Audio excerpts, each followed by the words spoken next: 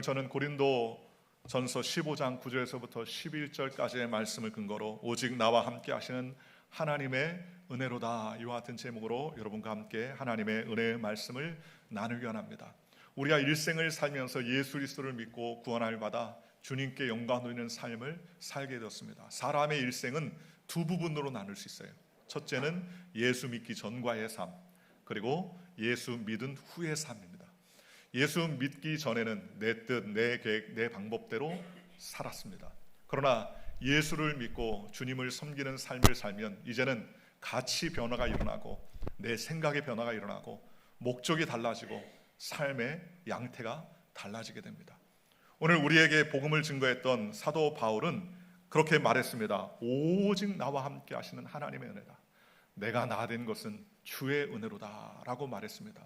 사도 바울은 예수 믿기 전에는 예수 믿는 사람들을 핍박하고 그들을 박해하는 삶을 살았습니다. 그런데 그는 예수님을 다메섹 도상에서 만나게 됩니다. 예수님을 만나기 전에는 예수 믿는 사람을 죽이는 데 앞장서고 스데반 집사가 돌 맞아 죽을 때 가편 투표를 하고 믿는 자들을 핍박하는 그러한 삶에서 그는 예수 믿고 구원받아 하나님의 놀라운 사도가 되는 삶으로 두 부분 나눌 수 있는데, 그 두 부분의 기점이 되는 것이 다메섹 도상이었습니다. 그 다메섹 도상에서 주님을 만나고 하나님의 은혜를 경험하자 그는 이전에 자신의 아집과 고집으로 살았던 인생을 다 내려놓고 이제 하나님의 명령과 하나님의 뜻을 위해서 살아가는 복된 인생이요, 하나님의 은혜 가운데 성공적인 일생으로 하나님을 기쁘시게 하는 믿음의 삶을 살게 되었다는 것입니다. 오늘 저와 여러분도 마찬가지입니다. 누구나 일생을 살면서 실패와 낙심과 좌절을 경험하며 살기 원치 않습니다. 때때로 어려움이 있지만 그 어려움을 잘 극복하고 하나님 앞에서 쓰임받는 삶, 유익된 삶, 공동체와 나라를 위해서 도구가 되고 역사의 인생으로 변화되어 하나님을 기쁘시게 하는 삶을 살기를 누구나 다 원한다는 것입니다. 그러한 삶을 살기 원하는 저와 여러분이 오늘 말씀을 통해서 은혜 받기를 원합니다. 오늘 성경의 사도 바울은 오직 나와 함께 하신 하나님의 은혜로다 라면서 주님의 은혜를 경험하며 삶의 변화를 느꼈습니다. 그렇다면 내가 하나님의 은혜를 알며 하나님께 영광 돌리는 삶을 살기 위해서 첫 번째 우리가 필요한 것은 주님의 은혜, 하나님의 은혜를 통하여서 받아들이며 변화되는 인생이 되어야 될 줄로 믿습니다. 오늘 9절과 10절 전반에 이렇게 말합니다. 나는 사도 중에 가장 작은 자라. 나는 하나님의 교회를 박해하였으므로 사도로 칭함받기를 감당하지 못할 자니라. 그러나 내가 나 된 것은 하나님의 은혜로 된 것이니 라고 말했습니다. 사도 바울은 원래 바리새인의 혈통에서 태어났습니다. 당대 모두가 인정하는 석학이었던 가말리아의 문화생이었습니다. 촉망받는 율법 바리새파 사람이었습니다. 그래서 그는 자신의 이익과 유익, 목적을 위해서 살았습니다. 세상의 엘리트로 출세 가도에 서서 앞장서는 사람이었습니다. 자기의 의와 세상의 열심에 도취되어서 그 어떤 것도 핍박하며 그리스도를 박해하는 일에 앞장섰던 사람이 바로 사도 바울이었습니다. 그랬기에 그는 스스로 고백하기를 나는 사도 중에 제일 작은 자다라고 말했습니다. 그리고 사도로 칭함받기를 감당하지 못할 자라고 말했습니다. 왜냐하면 예수 믿는 사람들을 핍박하고 주를 섬기는 주의 종들을 박해했던 사람이 사도 바울인데 이제는 변화되어 자기가 사도로 부름받았으니 감당할 수 없다는 것이죠. 그는 그렇게 겸손했었습니다. 그런데 그런 사도 바울이 어떻게 변화됐습니까? 그는 스데반 집사가 죽은 후에 다메섹으로 가게 되었습니다. 교회를 핍박하고 그리스도인을 체포하러 가는 도중에 그는 부활의 주님을 만났습니다. 태양빛이 땡볕처럼 굉장히 내려지는 이 중동의 그 사막 한복판에서 그는 하나님의 빛을 경험합니다. 그 태양빛보다 더 뜨거운 빛을 경험합니다. 그리고 주님의 은혜를 만나게 됩니다. 사도행전 9장 3절에서부터 6절은 이렇게 말합니다. 사울이 길을 가다가 다메섹에 가까이 이르러 호련히 하늘로부터 빛이 그를 둘러 비추는지라. 땅에 엎드려져 들음에 소리가 있어 이르되 사울아 사울아 내가 어찌하여 나를 박해하느냐 하시거늘 대답하되 주여 누구시나이까? 이르시되 나는 내가 박해하는 예수라. 너는 일어나 시내로 들어가라. 내가 행할 것을 내게 이를 자가 있느니라 하시니라 그랬습니다. 사도 바울은 이성으로 이해할 수 없는 일들을 경험하기 시작합니다. 빛이 내려찌고 일시에 그는 눈이 멀게 되었고 하나님의 음성을 듣고 예수님의 음성을 들었습니다. 그리고 그는 하나님의 은혜를 경험하게 되었었습니다. 그러나 제일 중요한 것은 하나님의 은혜, 그 다메섹 도상에서 만났던 주님의 은혜를 그는 흡수하며 그대로 받아들이게 되더라는 것입니다. 여러분, 그 이후에 그는 아나니아를 만나고 눈에 비늘 같은 것들이 벗겨지고 다시 보게 되고, 그리고 안수하고 성령으로 충만해졌습니다. 이제 그는 하나님의 은혜로 말미암아 이방인의 사도로 변화받아 하나님께 영광 돌리는 믿음의 삶을 살았다는 것입니다. 그런데 이렇게 된 이유가 하나님께서 주신 은혜를 어떻게 했습니까? 받아들였다는 거예요. 온 마음을 열고 받아들였습니다. 내 이성과 생각과 내 고집에 맞지 않는 것은 안 받아들인 것이 아니라 그는 경험했던 은혜를 하나님의 말씀으로 받아들이고 그는 열린 마음으로 주님의 명령에 순종했었다는 것입니다. 여러분, 아무리 장대 같은 소낙비가 내려와도 장독대에 뚜껑이 닫혀있는 장독은요 절대로 물이 차지 않는 거예요.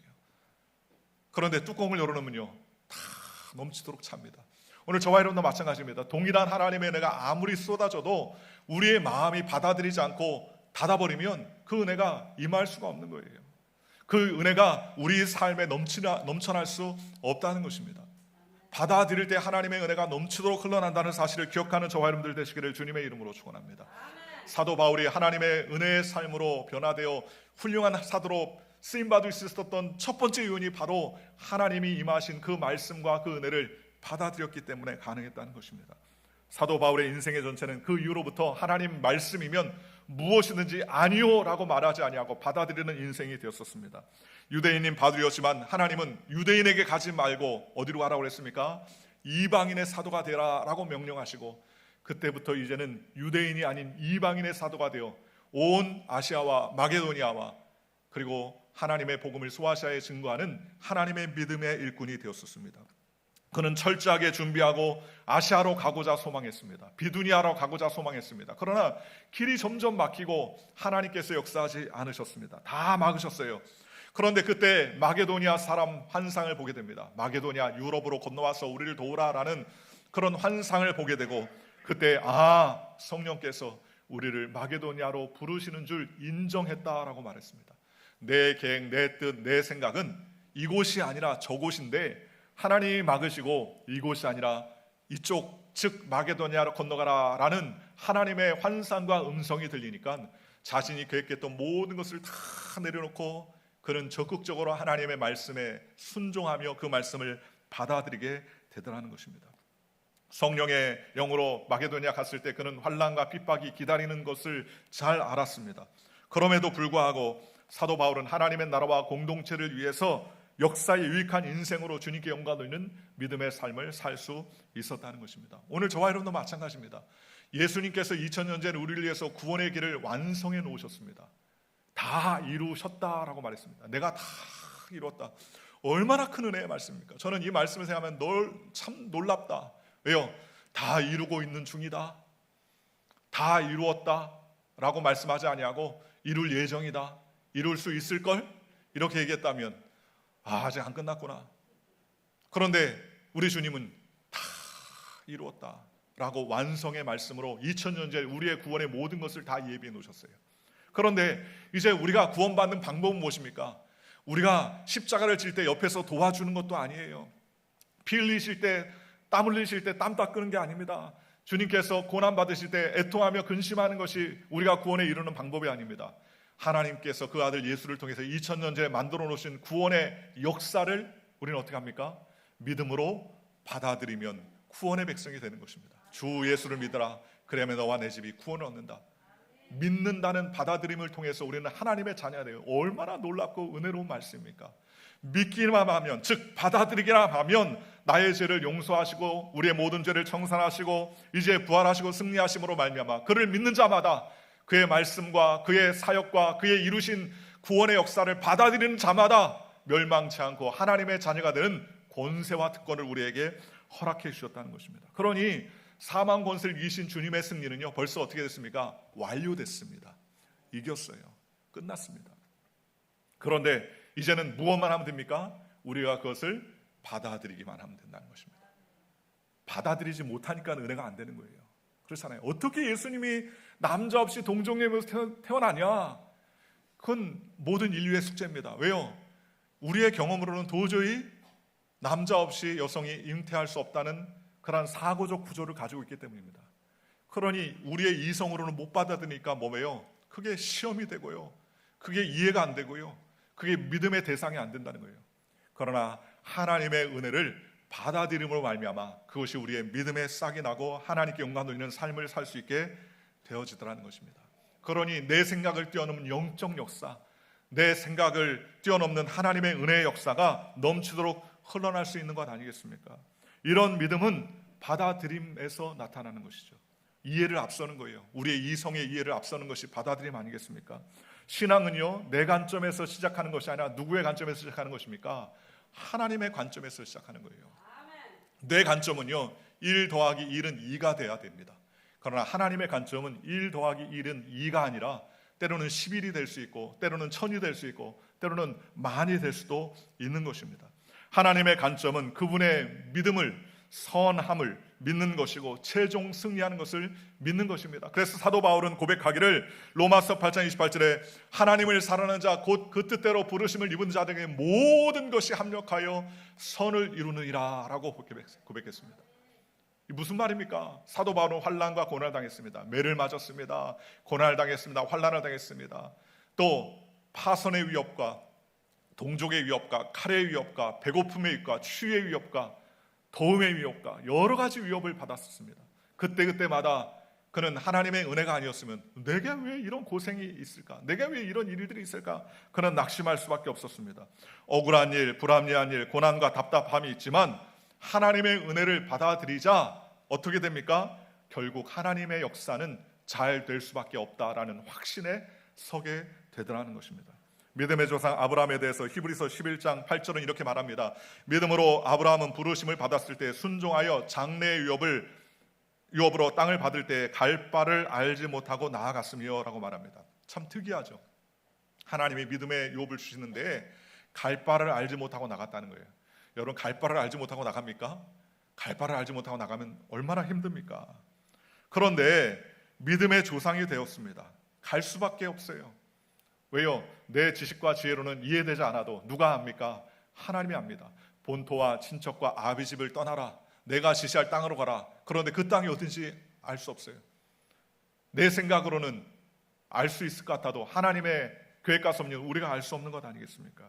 그러니 내가 알면 그게 내 수준이지 하나님의 수준이에요? 그렇지 않습니까? 내가 다 알고 있으면 그게 내 수준이 하나님의 수준이냐고요. 내가 병 들었는데 의사를 만나고 이렇게 치료하고 이 약을 먹으면 해결된다. 그건 누구의 수준입니까? 그건 나의 수준이에요. 내 수준이 안 되니까 전문적인 의사를 만납니다. 전문적인 의사는 째고 뜯어내고 잘라내고 그리고 더하고 어떻게 해서 수술해서 끝낸다. 이게 누구의 수준입니까? 의사의 수준이에요. 내가 할 수 없는 의사의 수준으로 의탁하는 거 아닙니까? 그런데 의사도 해결하지 못하는 수준이 있어요. 하나님의 수준은요, 이해할 수 없는 일들이 얼마나 많이 있습니까? 수준 차이가 너무 나는 거예요. 그러니 사도 바울은 하나님의 수준을 맡깁니다. 하나님의 수준을 아니까 합력해서 선을 이루신다. 아브라함도 갈 바를 알지 못하고 나아가는 믿음의 수준이 하나님의 은혜를 받아들여서 하나님의 믿음의 조상이 되는 놀라운 역사, 새 역사, 아무것도 없는 무자한 아브라함이 하나님의 놀라운 은혜를 경험하는 하나님의 백성이 될 수 있었다고 성경은 말합니다. 오늘 저와 여러분이 그와 같은 은혜가 있으시기를 주님의 이름으로 축원합니다. 여러분, 이스라엘 지파가 약속된 가나안 땅에서 약속의 땅 분깃을 그들이 하나님께서 주셔서 받게 되었습니다. 받아들였지 선택하지 않았지 않습니까? 여러분, 우리의 한 치 앞을 알 수 있습니까? 5분 앞, 10분 앞, 1시간 앞을 우리가 알 수 있어요? 알 수 없어요. 그러니 어떻게 합니까? 낙심합니다.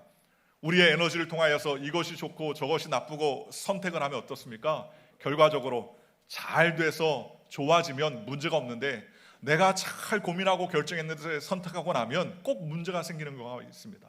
그럴 때마다 어디로 갑니까? 선택했던 그 지점으로 다시 돌아가는 거예요. 그러면서 뭐 합니까? 후회합니다. 그게 아니라 다른 것을 선택해야 되는데, 이것이 아니라 저거였는데, 그러면서 내 선택을 후회하며 결과적으로 낙심하며 좌절하고 내 선택이 잘못됐다는 것을 시인하는 결국밖에 없지 않습니까? 그런데 그것은 나의 선택이죠. 그러나 하나님은요, 우리의 모든 것을 아시니까 하나님께서 계획하신 것을 받아들이니까 안 돼도 하나님을 의지할 수 있습니다. 합력해서 선을 이루시는 분이구나. 지금은 안 돼도 하나님은 다 뜻이 있겠지라고 합심하여 하나님 앞에 은혜의 자리에 나갈 수 있게 되더라는 것입니다. 오늘 저와 여러분이 그와 같은 자리에 나가시기를 주님의 이름으로 축원합니다. 하나님의 나라의 일을 위해서 교회에 봉사할 때도 내가 선택하는 것과 받아들이는 것이 다른 것 아닙니까? 나는 이것을 하겠습니다. 그것은 싫습니다 라고 하면 내 뜻, 내 계획대로 선택한 것 같아도 시간이 가면 이게 아닌데, 이런 것이 아니었는데 라고 좌절하고 낙심할 수밖에 없습니다.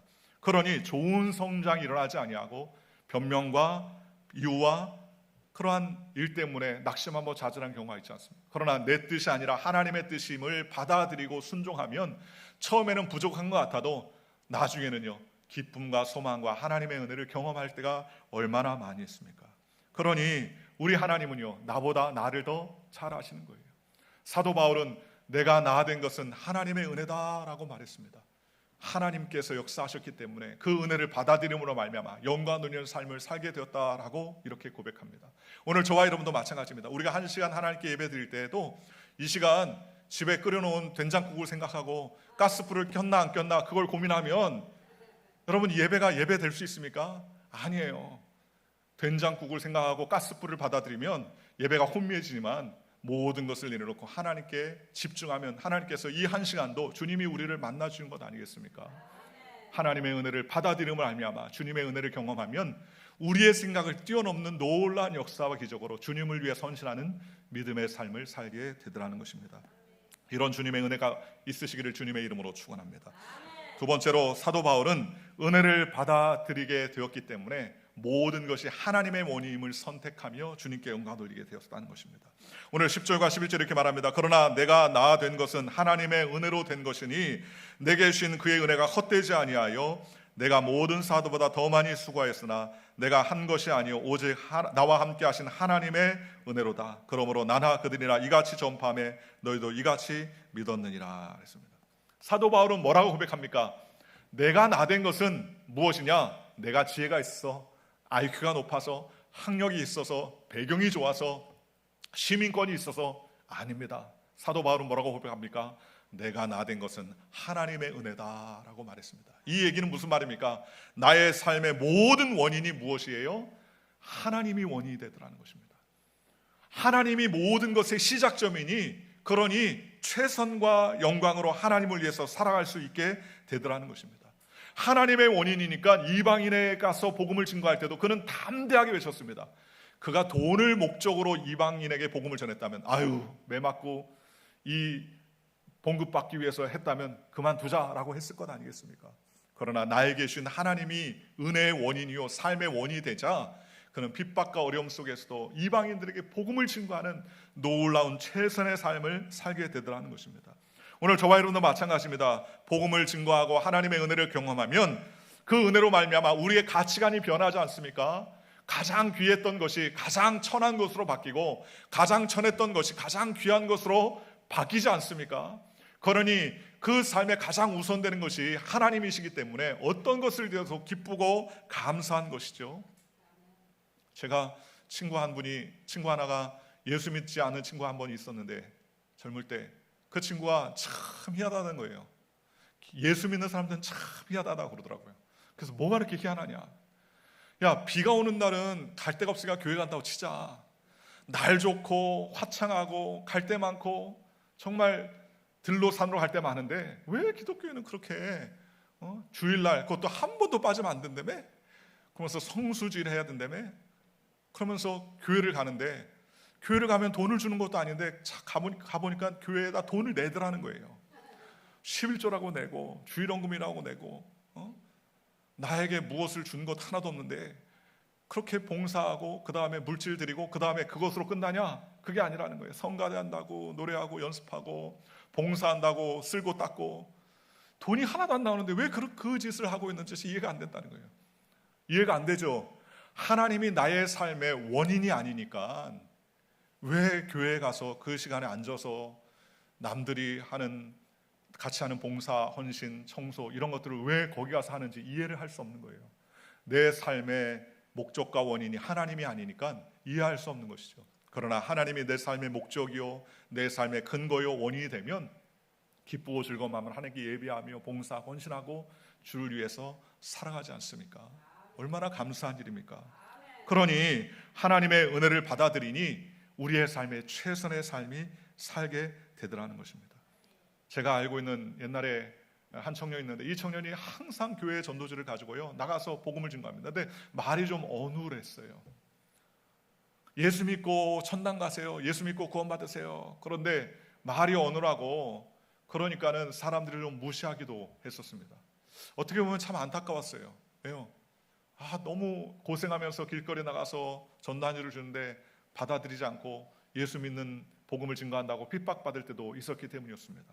그런데 참 귀한 것이었어요. 왜냐? 그는 하나님께서 나에게 주신 은혜를 감당하지 못하는, 너무나 감사해서 그 은혜를 증거하는 삶을 살았기 때문입니다. 그런데 나중에 저희 교회에 그때 젊은 청년이 전도받아서 와서 어떻게 교회에 나오게 됐냐고 얘기했더니 그 청년이 전도지를 전도해준 그 청년 때문에 자기가 예수님을 알고 예수님을 믿게 되었다는 겁니다. 얼마나 감사합니까? 한 영혼이 온천하다 보다 귀하다는데, 그 사람의 하는 일, 복음을 전하는 일이 안타깝고 외로워 보여도 그 한 사람의 복음 전하는 그 일 때문에 영혼이 전도돼서 믿음의 귀한 일꾼이 되어서 점점 자라나는 모습을 보니까 얼마나 감사한 일입니까? 이와 같이 하나님의 일은 인간적으로 볼 때, 상황적으로 볼 때 이해할 수 없고 부족한 경우가 너무나 많지만, 하나님께서 역사하시자 그는 부족하고 연약해도 주님의 역사로 말미암아 하나님이 삶의 원인이 되고 하나님이 은혜의 원인이 되자 그 은혜의 원인으로 시작하여 영혼 구원의 열매들을 맺게 되더라는 것입니다. 그러니 상황과 환경이 안 좋아도요 흔들림이 없어요. 왜요? 나의 삶의 복음이 하나님의 은혜로부터 시작하니까 기쁘고 즐거운 마음으로 주님 영광 돌리는 삶을 살더라는 것입니다. 세상의 모든 종교의 원인이 인간 아닙니까? 내가 노력하고 내가 수고하고 내가 참선하고 내가 선을 행하고 내가 윤리와 도덕적으로 바르게 살면 내가 원하고 좋은 곳으로 간다는 그런 소망이 모든 종교에게 있습니다. 그래서 인간의 선을 행하면 어떤 결론이 일어난다는 거예요. 그러나 기독교, 즉 성경은 그렇게 말하지 않아요. 성경은 우리가 노력해서 하나님의 은혜를 경험하는 것이거나 하나님이 내가 수고하거나 내가 선한 일을 해서 하나님의 은혜를 경험하는 것이 아니라, 이미 하나님은 다 구원의 은혜와 은총을 다 이루어 놓으셨고 그 은혜 안에서 주님을 받아들이고 그 은혜의 감격으로 살 때에 하나님의 영광이 드러나게 되더라는 것입니다.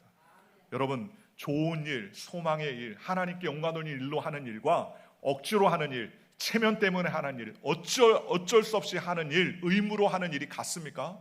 아니에요, 달라요. 여러분, 우리가 친교할 때 음식 하나 만드는 것도 하기 싫은데 억지로 하는 일과 참 감사하다, 내가 우리 교인들을 봉사하고 헌신하고 그들을 위해서 육신의 양식을 먹일 수 있는 기회를 얻었구나라고 감사하면서 하는 일의 차원이 다르다는 거예요. 차원이. 어머니들이 자녀들을 양육하면서 젖을 주지 않습니까? 어떤 연구자가 연구를 했대요. 엄마가 아이를 사랑하는 마음으로 젖을 줄 때와 열받아가지고 화가 났을 때 젖을 주는 그 젖의 그 농도를 살펴보니까 그 어머니의 그 가슴 속에서 나오는 젖도 사랑의 마음으로 가지고서 젖을 주니까 좋은 영양소가 나오는데, 그 열받고 화가 나고 씩씩거리면서 그러면서 젖을 준 아이는 설사를 많이 한다는 거예요. 설사, 문제가 생긴다는 거예요. 스트레스를 받기 때문에. 그죠?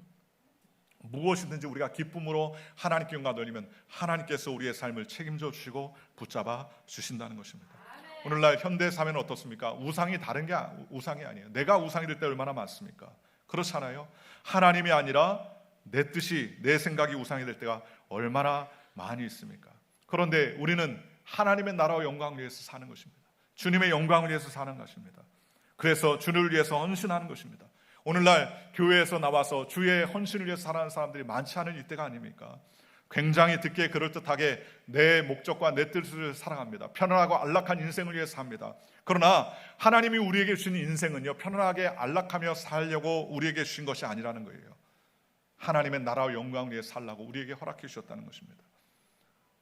옛날에 우스갯소리로 엄영이라는 이야기가 있지 않습니까? 신하가 왕하고 같이 독대를 하면서 회의를 하게 됐는데 왕이 자꾸 코를 자꾸 이렇게 코를 후비는 거예요. 코딱지를 자꾸 후비는 거예요. 그 신하가 보니까는 왕의 채통이 말이 아닌 것 같아서 왕한테 얘기하지 않습니까? 왕이시여, 코를 파시면 안 됩니다. 채통이 떨어집니다. 그런데 아랑곳 하지 않고 또 자꾸 코를 맞아요. 2번, 3번 맞은 겁니다. 보다 못한 이 신하가 왕이요, 더 이상 그렇게 하시면 안 됩니다. 그랬더니 왕이 딱 한마디 합니다. 너도 해봐. 너도 해봐. 그래서 이제 회의를 마치고 집에 갔어요. 그 대감이 이제 아내가 음식을 차려서 저녁 식사상을 들어왔는데 코를 막 후비고 있습니다. 대감, 어찌한 일입니까? 왜 이렇게 채통 없이 코를 후립니까? 자꾸 얘기를 해요. 그랬더니 그 대감이 한마디 했다고 그러죠. 뭐라고 그랬습니까? 어명이요, 왕의 명령이라는 거예요. 왕의 명령이면 사약을 받더라도 어떡합니까? 달갑게 받잖아요. 옛날에는요. 싫어요, 안 먹어요, 이거 먹으면 죽는데 왜 나한테 줘요? 이러지 않습니다. 어명이다 그러면은 사약도 받을 때 어떻게 받습니까? 무릎 꿇고 받습니다. 무릎 꿇고. 어명이라는 말에, 그죠? 여러분, 하나님의 은혜의 복음은 무엇보다 더 중요합니까? 어명보다 중요해요. 왕의 명령보다 더 중요하지 않습니까? 감격스럽고 귀중한 것 아니겠습니까? 그래서 사도 바울은 말하기를 로마서 1장 15절 16절에 그러므로 나는 할 수 있는 대로 로마에 있는 너희에게도 복음을 전하기를 원하노라. 이 복음은 모든 믿는 자에게 구원을 주시는 하나님의 능력이 됨이라. 먼저는 유대인에게 또한 헬라인에게로다 라고 말했습니다. 바울은 은혜의 복음을 증거하는 원인이 하나님이기 때문에 그는 모든 것을 감당하고 주님께 영광 돌리는 삶을 살게 되었다는 것입니다. 오늘 우리의 삶의 모든 원칙이 하나님이 되시기를 주님의 이름으로 축원합니다. 세 번째로 오직 나와 함께 하시는 하나님의 은혜라고 고백할 수 있었던 사도 바울의 은혜는 바로 하나님께서 주신 그 은혜를 그냥 은혜로만 머물지 아니하고 하나님의 나라와 영광을 위해서 사명으로 연결짓는 믿음의 삶을 살았다는 것입니다. 오늘 10절에 말하기를 내게 주신 그의 은혜가 헛되지 아니하여 내가 모든 사도보다 더 많이 수고하였으나 라고 말했습니다. 사도 바울은 하나님의 은혜가 헛되지 아니하였다라고 말합니다. 그 헛되지 않았던 이유는 받은 은혜를 갖다가 많은 사람들을 위해서 수고하고 헌신하며 복음을 증거했다는 거예요. 그래서 많은 열매를 거치게 되었고 믿음의 역사가 일어나게 되었다는 것입니다. 사도행전 20장 24절에 내가 달려갈 길과 주 예수께 받은 사명 곧 하나님의 은혜의 복음을 증언한 일을 마치라면은 나의 생명을 조금도 귀한 것으로 여기지 아니하노라 라고 그렇게 말했습니다. 은혜를 경험하고 은혜 받았으면 그것을 간직한 것으로 끝나면 안 된다는 거예요. 그 은혜를 어떻게 합니까? 나누는 역사, 즉 사명의 길로 이루시기를 주님의 이름으로 축원합니다. 갈릴리 호수와 사해 호수가 똑같은 물을 받습니다. 그렇지 않습니까? 그런데 이와 같이 똑같이 헐몬산의 이슬이 녹은 물을 통해서 받는 이 갈릴리 호수와 사해 호수가 다른 게 하나 있어요. 갈릴리는 받은 만큼 흘려보냅니다. 그러니 풍성한 그 생명의 역사가 일어나요. 갈릴리 호수에서 고기를 잡았어요. 베드로가 잡았죠. 그물을 던지고 찢어지게 많이 고기를 잡지 않습니까? 그런데 사해는 똑같은 물을 받았음에도 불구하고 사해는 받아들이기만 하지 내보내지는 않습니다. 물이 갇혀가지고요, 그 중동의 태양빛에 물만 다 증발하는 거예요. 그래서 소금기만 남습니다. 염도가 전 세계에서 가장 높은 그러한 호수가 되었습니다. 그래서 사람이 튜브를 끼고 들어가지 않아도 물에 둥둥 뜬다고 그러죠. 그런데 중요한 것은요, 물에 떴다가 들어갔다가 잘못해서 얼굴까지 담그면 눈이 실명당할 정도로 그렇게 염도가 심하다는 거예요. 순식간에 염도가 높기 때문에 빨리 나와서 그 생수로 눈을 씻지 아니하면 눈이 멀 정도로 그렇게 위험하다고 합니다. 여러분, 이렇게 차이가 나는 것은 무엇입니까? 그것은 받아들이기만 하고 흘러내버리지 않기 때문입니다. 오늘 저와 여러분도 마찬가지입니다. 은혜를 아무리 받아도요, 내가 은혜 받았다, 행복하다라고 그친다면 그것은 오히려 영적 병, 영적 문제가 생길 수가 있다는 겁니다. 은혜 받았던 것을 흘러내게 해야 되는 겁니다. 흘러내는 방법은 무엇입니까? 하나님의 일, 주님의 나라를 위해서 봉사와 헌신으로 연결될 때만이 가능하다는 것입니다. 그러니 현대사회의 특징은 무엇이라고 했습니까? 내 자신을 위해서 사는 거예요. 나를 위해서 사는 것이죠. 우상숭배의 본질은 무엇입니까? 내 자신을 위해서 사는 것입니다. 여러분, 은혜 받아서 행복하다, 은혜 받아서 좋아졌다, 은혜 받아서 부자가 됐다, 은혜 받아서 즐거워졌다, 은혜 받아서 건강해졌다, 그거 대칫 그것으로 끝나면 뭐예요? 그게 우상 아니에요? 내가 잘 되면서 끝났다, 그건 우상이에요. 내가 배불러서 잘 됐다, 돈 많이 벌어서 잘 됐다, 건강해서 잘 됐다, 그것으로 끝나면 만족함의 목적이 나라면 그건 또 다른 우상이죠. 그런데 그것으로 그치지 아니하고 하나님의 나라를 위해서 헌신하며 사역으로 연결될 때 그것이 진정한 하나님의 영광입니다. 건강한 몸 주셨으니 주님 영광 돌립니다. 평생 동안 안진뱅이가 됐던 사람이 주님께서 그의 안진뱅이를 치료해 주니 그 다음에 어떻게 했습니까? 주를 위해서 제자가 되고 그리스도의 복음을 증거했지 않습니까? 만약에 그가 이제 안진뱅이에서 나왔으니 그동안은 못 가본 카바레도 가보고 그 다음에 못 가본 노래방도 가보고 그러면서 세상에 안 해야 될 걸 막 하고 돌아다녔다면 그거는 잘못된 치료였겠죠. 결국 도움이 되지 않는 치료가 될 수밖에 없었겠지 않습니까? 그러나 치료 안 받고 주를 위해서 살고 눈 먼 장님이 눈을 뜨자 주를 위해 헌신하는 믿음의 삶을 살았던 것, 사명으로 연결된 삶을 살았기 때문에 가능하다는 것입니다. 2004년 인도네시아에 닥쳤던 쓰나미는 약 30만 명이 죽었습니다. 수많은 인명피해가 있었습니다. 그런데 그 쓰나미 이후에 보고서에 보니까 동물들은요, 사체가 별로 보이지 않다는 거예요. 왜 보이지 않느냐?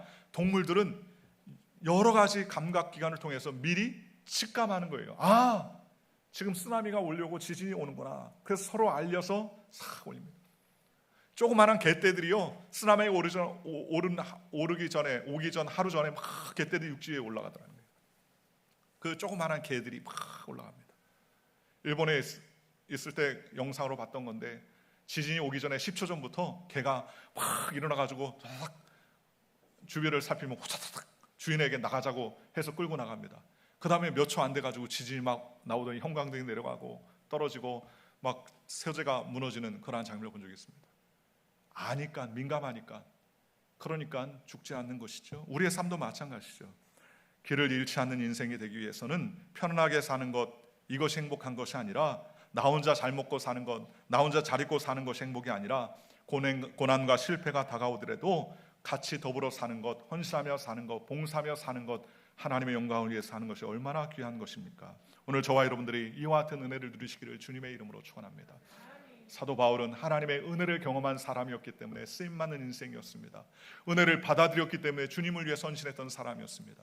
사도 바울은 그 은혜를 경험한 다음에 모든 삶의 시작이 하나님의 영광이었기 때문에 최선을 다한 인생이었고, 그의 영광의 은혜를 경험한 사람이었던 사도 바울은 은혜로만 마친 것이 아니라 받은 은혜를 사역으로 연결하여 많은 영혼들을 주께로 인도하는 믿음의 사람이 되었습니다. 오늘 저와 여러분들도 이와 같은 믿음의 사람이 되어서 오늘 사도 바울의 고백같이 오직 나와 함께 하신 하나님의 은혜다 라고 믿음으로 고백하며 주를 위해 살아가는 복된 주의 백성들 되시기를 주님의 이름으로 간절히 축원합니다. 기도하겠습니다.